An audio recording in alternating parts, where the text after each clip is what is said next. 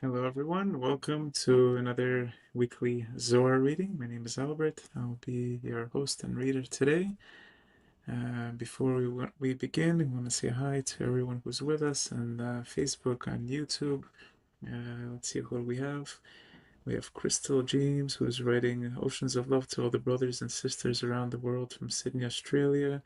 Julie is writing greetings from Salt Lake, Utah. Ed is writing hello from Northern Ohio. Sylvie, greetings and shalom from the Netherlands. Elizabeth van der Graaf is writing greetings from the Netherlands. Tolik from Brooklyn. Carly from California. Carl Lawrence from Pittsburgh. Sean Sachs from Melbourne, Australia. Mel Farrell from Sydney, Australia. Batsia is writing shalom. Francine is writing prayers for world peace from Portland, Oregon.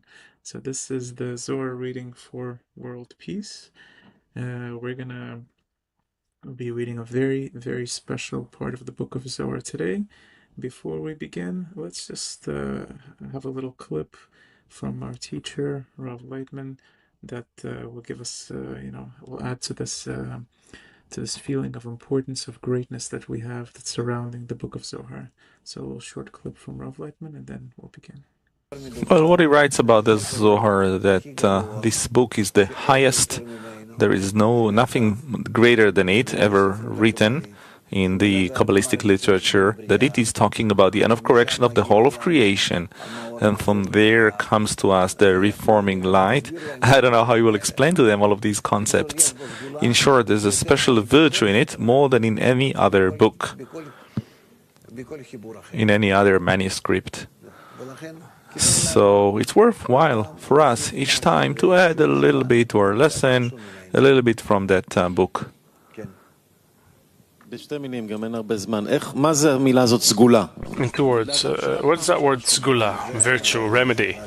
Sgula, a virtue. I don't know how to explain it. There's a special force in it that elevates the person. It broadens his vessels of perception, and the person starts feeling, seeing, understanding such connections throughout reality that he didn't see before. And then he sees that the world is a lot broader, a lot more intricate, complex, and there's a special engine in the world, and he can attain it, feel it, take part in it. But sgula comes from the word segol, the 3 dots in Hebrew, 3 lines that we can use the force of the light and the force of the kli and join them together through the masach, and then we are in sgula. All right? Yes? About the study of the Book of Zohar. But not for everyone, right? So just to conclude, Baal Sulam in Messiah's shofar, and who but me knows that I am not worthy at all, even to be a messenger and the author of the revelation of such secrets.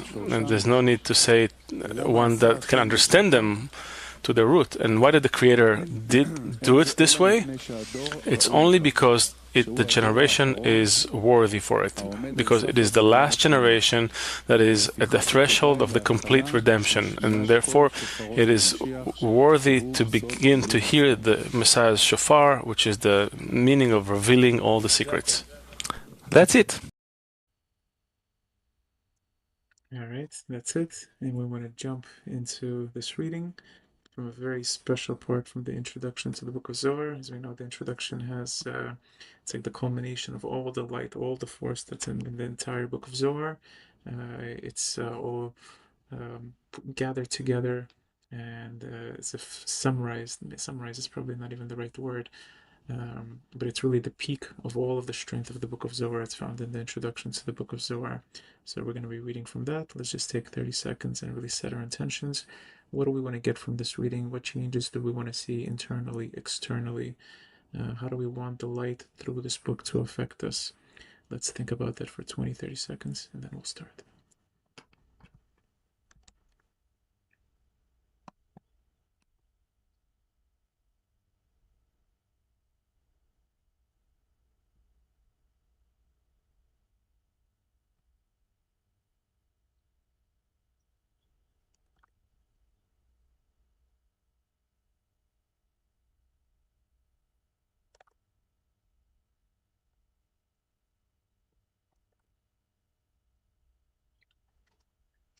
Okay, so today we're reading from that section, The Letters of Rav Hamnuna Saba. In the beginning, Rav Hamnuna Saba said, we found in the words Bereshit bara Elokim et, in the beginning God created an inverse order of letters. First it writes Bet, and then Bet, Bereshit bara. Then it writes Aleph, and then Aleph, Elokim et. When the Creator wished to make the world, all the letters were still hidden, and 2,000 years prior to the creation of the world, the Creator was observing and playing with the letters. Explanation. He asks two questions. 1. Why did the letters Aleph, Bet come in an inverse order in the beginning of the Torah? First Bet, and then Aleph. 2. Why were those letters doubled? First the two letters Bet of the two words Bereshit bara, and then the two letters Aleph of the two words Elokim et. He answers, when the Creator, Bina, wished to make the world, to elicit Zon, the world, the letters, vessels of Zon were still hidden, included in Gar, Abba Ve'ima, and were not known. Also, Chochmah Bina are called 2,000 years. Before the world was created, the letters of Zon were included in Chochmah Bina. This is why this incorporation of Zon in Chochmah Bina is referred to as 2,000 years prior to the creation of the world. The Creator was observing and playing with the letters. Since then, Zon were regarded as Man in 2,000 years, which are Chochmah Bina, and the Man always caused the light in the upper one. Therefore, at that time, when they became Man in Chochmah Bina, the Creator was looking and playing with the letters. 23. When he wished to create the world, all the letters came before him, from last to first. The letter Tav went in first and said, O Lord of the world, it is good for you to create the world with me, for I am the seal on your ring, which is Emet, truth, meaning the last letter in the word Emet. You're called by the name Truth. It is because it is becoming of the king to begin with the letter Emet and create the world with me. The Creator replied to her, You are comely and upright, but you are unfit to create the world with you. Since you are to be inscribed in the forehead of man of faith, who will keep the Torah from Aleph to Tav, from A to Z, and in writing you, they will die. Moreover, you are the seal of death, since Tav is the last letter in the word Mavet, death, as well. And because you are so, you are unfit for the world to be created with you. She promptly departed. Explanation.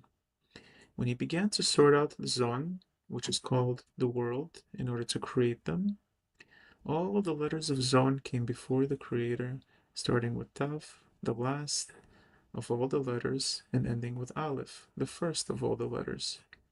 They came from last to first, and not in their usual order in the alphabet, because they came by the order of Man, in which they are arranged in the order of Tav, Shin, Resh, Kof, the inverse order of letters. And the order of Aleph, Bet, Gimel is the order of Mad, from above to below. But the order of the Man is always contrary to the order of the Mad, as it is from below upward.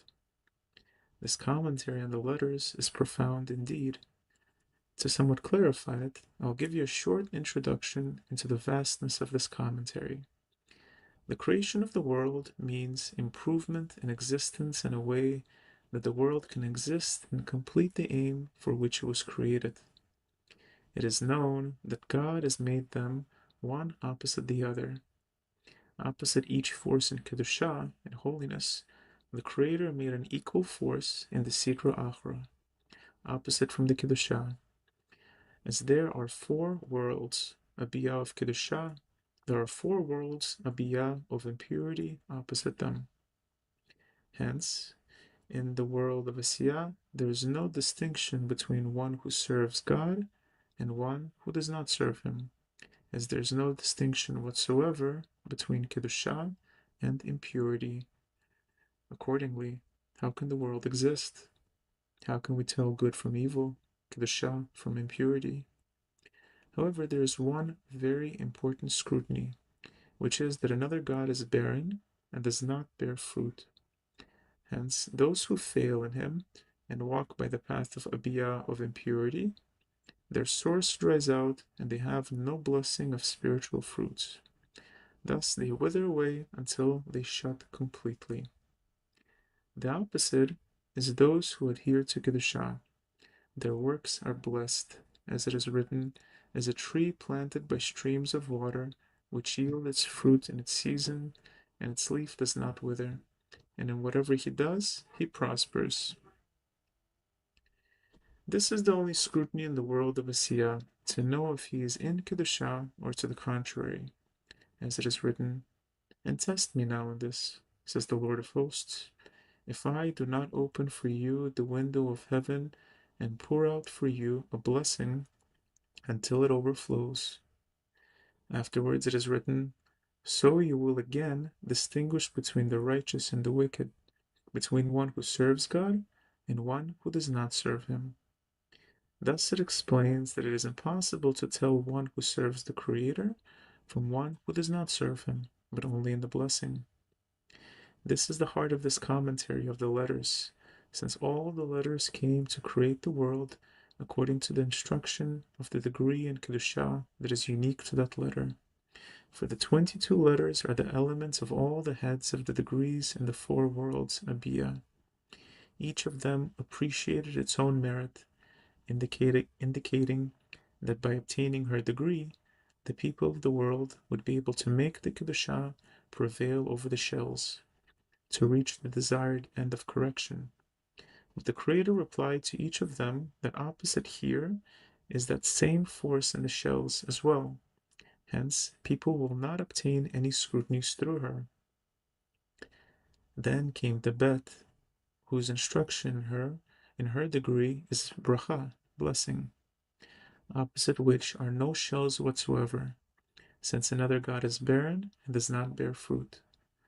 Then the Creator told her, indeed, I will create the world with you, since only in her was there scrutiny and distinction, telling between a servant of the Creator and one who does not serve him, since she did not have an opposite in the Sitra Achra. Hence the world will indeed exist in her, to scrutinize and to enhance the Kedushah over the Merkavah, the chariots or the structures of impurity, until death is swallowed up forever and they arrive at the end of correction. We should also know the division of the 22 letters into 3 degrees, Bina, Zeranpin, and Malchut. This is so because above Bina there are no vessels, which are the letters. Also, the 22 letters in Bina are called big letters. The 22 letters in Zeranpin are simply called letters, and the 22 letters in Malchut are the small letters. Similarly, they each divide into 3 degrees, Bina, Zeranpin, and Malchut. since there are Bina, Zeranpin, and Malchut in the 22 letters in Bina, and so there are in the 22 in Zeranpin and in the 22 in Malchut. It is so because the 22 letters themselves divide into 3 degrees: units, tens, and hundreds. The units from Aleph through Tet are the 9 Sfirot of Bina. The tens from Yod to Tzadi are the 9 Sfirot of Zeranpin, and the hundreds are from Nukva. This is why there are only 4 letters, Kof, Resh, Shin, Tav, in Malchut, since she occupies only 4 of the Sfirot of Zeranpin, from his Chazeh and below. Netzachot, Yesod, Malchut, where Kof, Resh are Netzachot, and Shin, Tav are Yesod and Malchut. We need not ask why the units are in Nukva, tens are in Zeranpin, and hundreds are in Ima, since there is always an inverse relation between the light and the vessels. In the vessels, the upper ones come first, and it is the opposite. In the lights, the lower ones come first. Thus, if there are only units of vessels there, from Aleph to Yud, there's only Malchut of lights there. And if the tens of the vessels come as well, the light of Zeranpin of lights comes too. And if the hundreds of the vessels are completed too, Kof Rei Shin Tav, the lights of Bina come, which are hundreds. For this reason, the hundreds are regarded as Bina, the tens as Zeranpin, and the units as Malchut. Though with respect to the vessels themselves, it is the opposite. The units are in Ima, the tens in Zeranpin, and the hundreds in Nukva. All right, we finished that first letter. Let's take another few seconds and watch another clip from Rav Laitman about the greatness and importance of the Book of Zohar. Rav, in truth, we cannot understand from the books of the Kabbalists anything if we're not on their degree, their height, since we need to be on the same level of attainment.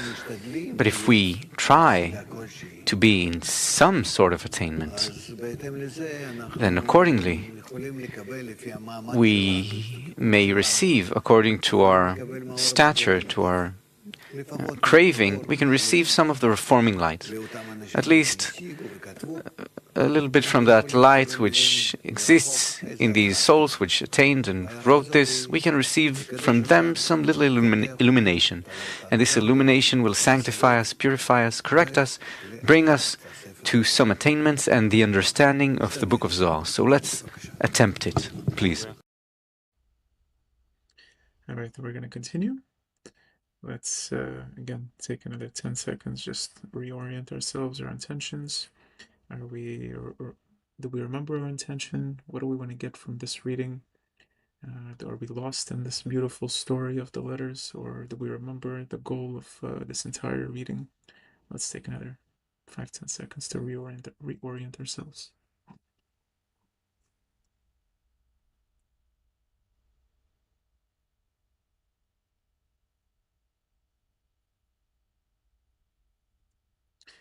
The letter Tav. The letter Tav entered first. Each of the letters of the alphabet has a unique degree under its control. Hence, Tav argued she was better qualified to improve the world than all the other letters because there's the rule of truth in her, and she seals the ring of the king. It is known that the Sitra Achra lives only on the tiny luminescence that the Kedusha illuminates for it. As it is written, and her legs go down to death, and as it is written, and his kingship rules over all. This is the meaning of the leg of the Kof that reaches below the line of letters, indicating the tiny luminescence that Malchut gives to the Sitra Achra. Hence, of all 22 letters, only in the Kof is there an extension of a leg below, for she belongs to the letters of Malchut, because Kof, Resh, Shin, Tav are in Malchut. However, in the beginning, the left leg of the Tav extended below the line, but the Creator saw that the grip of the Sitra Achra would be too strong, so the Creator stopped her and retreated her leg to end equally with the line of Kedusha. This is why her left leg grew thicker, for the part that extended outwards, which she drew back, folded over her there, and thus no illumination reaches from her to the shells and the Sitra Achra. Moreover, she was established as the seal of the ring, watching over the shells to not draw near and suckle from the Kedusha through her, and anyone who touches her dies. Also, the tiny luminescence that is needed for the sustenance of the shells was done in the letter Kof, since because she was the tallest letter in Malchut, and far from the shells and the Sitra Achra, there is no fear of the shells gripping too strongly. This is why she is called Kof, indicating that from her comes the beginning of the power of the Sitra Achra and the shells, called evil man, resembling the Partsufim of Kedusha. As it is written, God has made them one opposite the other, like the Kof, which is also a monkey in Hebrew, which is similar to a man. People mistake them, and they lie in the name of the Creator. This is what the Tav argued. Since I am the seal of your ring, for I stand at the end of every partsuf, not letting the shells approach and suckle from the Kedusha and lie in your name, it is befitting that the world will be created with me. Through me will be all the scrutinies between the Sitra Achra and the Kedusha, and all the people in the world will be assured to reach their vocation. You're called by the name Truth. It is appropriate for the king to begin with the letter Emet, Truth, and create the world with me, since your name is Truth, which means that it is impossible to cling to you except by obtaining the quality of truth. It is befitting for the king to begin with the letter Truth and create the world with me, because with my quality, people will repel the Sitra Achra and the shells will adhere to you. Then the end of correction will be guaranteed for all the people in the world. It is written, the Lord is near to all who call upon him. To whom is he near? He repeated and said, to all who call upon him in truth. Is there anyone to call him falsely? There is. It is one who calls and does not know whom he is calling. It is written, to all who call upon him in truth. What is in truth? In the seal of the king's ring, the middle line, the seal of the Mochin with the Malchut, which is called the king's ring, which is the wholeness of everything. The Creator replied to her that she was unfit for creating the world with her, because with her force the judgments would be too harsh. For even complete righteous, who have already been rewarded with an inscription of her seal and keep the Torah from A to Z, are still punished by her harsh force because they did not protest against the wicked. Moreover, she is also the seal of death, as by her was death created in the world, since people died only because the serpent forged her seal and made Adam Harishon sin with the tree of knowledge. Hence, it is impossible that the world will be able to exist through her. The letter Shin, 24. The letter Shin entered before him. She said to him, O Lord of the world, it is good for you to create the world with me, for in me is your name, Shaddai, called, and it is becoming to create the world with a holy name. He said to her, you are comely, you are good, and you are true.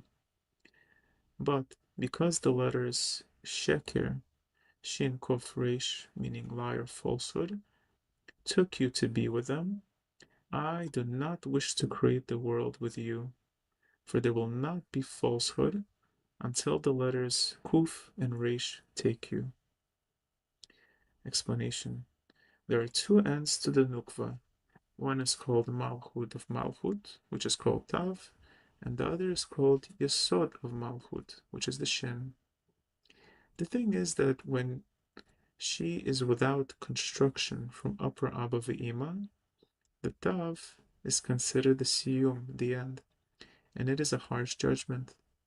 And when she is a Partsuf constructed by upper Abba Ve'ima, the letter Shin is made at her Siyum, where the three heads of the Shin indicate illumination of Hagat of Iman, which Malchut receives through Zeranpin at her point of Siyum, as it is written, a well which the leaders dug.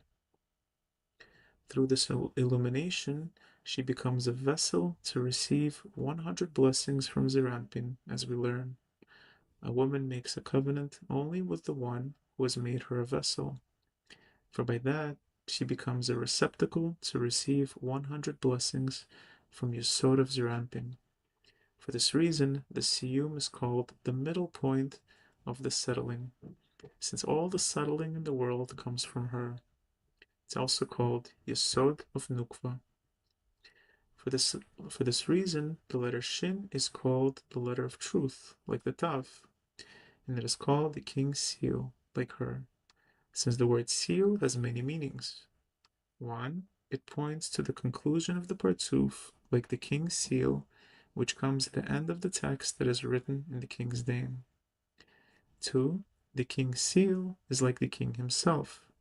Thus, the writing of the king's seal causes the same fear as though it was the king himself.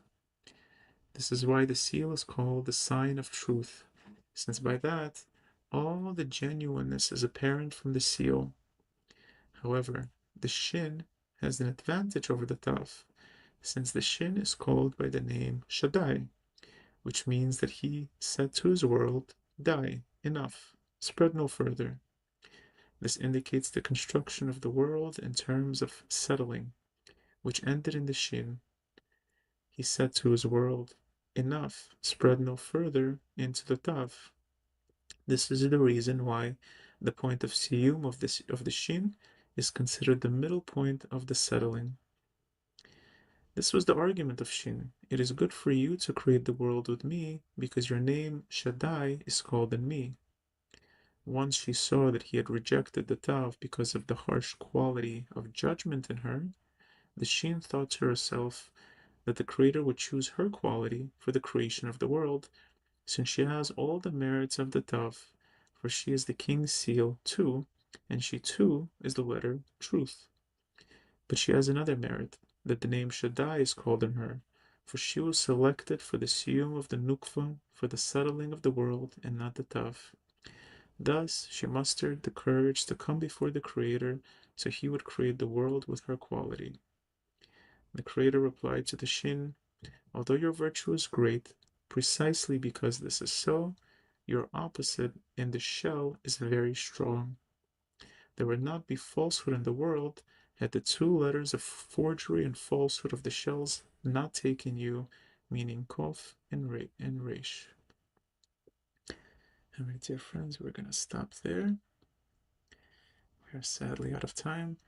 It was really great to be with you in this Zohar reading for world peace. Let's see if we can, who was with us today? I think I read a little up to the beginning. We also have Michael Boyle from San Francisco, Don from Kinshasa. Then there's a friend from Minnesota, Kibedi from Ethiopia, Joe from California, Annie from North Carolina, another friend from Denmark, Andreas from Lithuania, Cannibal from France, JP Brook from Illinois. I also see Kathy from France. Thank you all for joining us, for your participation in the Zohar reading, and we'll see you again next week.